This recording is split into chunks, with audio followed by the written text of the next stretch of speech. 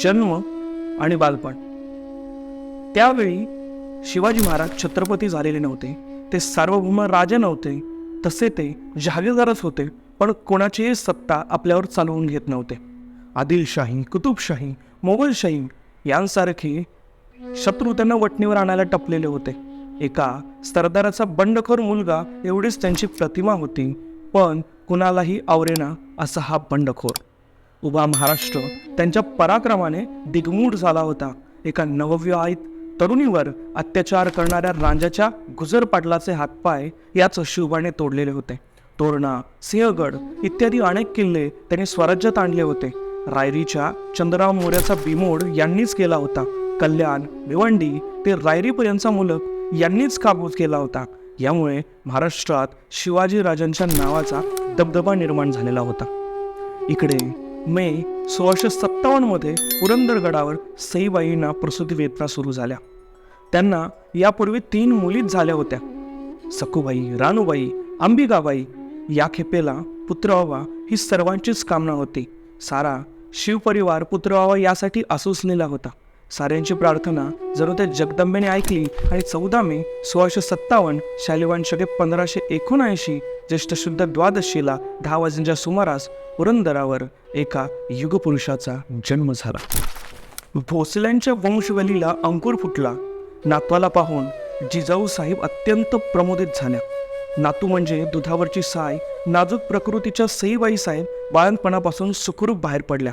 गोरेपान, गुटगुटीत, अत्यंत लोभस, तेजस्वी डोळे, भरपूर जावळ असे वजनदार बाळ साऱ्या पुरंदरचा जीव की प्राण बनले.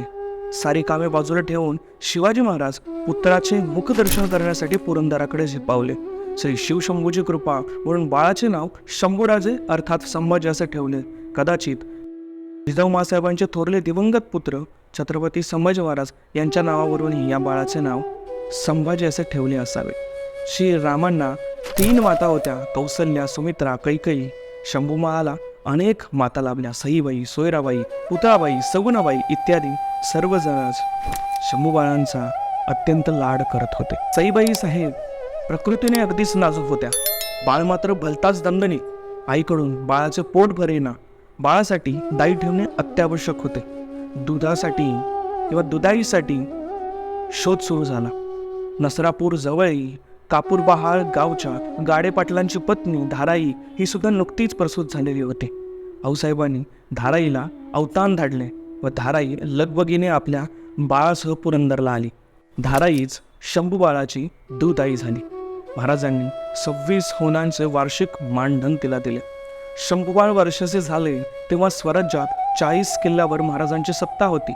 महाराजांनी औरंगजेबाचे प्रदेश जिंकले. घोडे, शस्त्रास्त्रे, खजिना, रसद लुटणे इत्यादी प्रकार दणक्यात चालवलेले होते. विजापूरकरांना तर त्यांनी पुरते पजवलेलेच होते.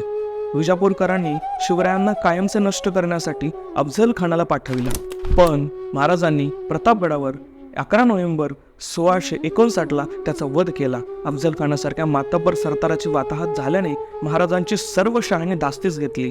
त्यावेळी शंभूराजांचे केवळ 2.5 वर्ष वय होते, पण या भीम पराक्रमाने उभा महाराष्ट्र हादरलेला त्यांनी पाहिला. दुर्दैवाने यापूर्वी फक्त 2च महिने म्हणजे 5 सप्टेंबर 1659 रोजी शंभूबाळांच्या मातोश्री सईबाई देवाघरी गेल्या. त्या दिवशी भाद्रपद वद्य चतुर्दशी होती.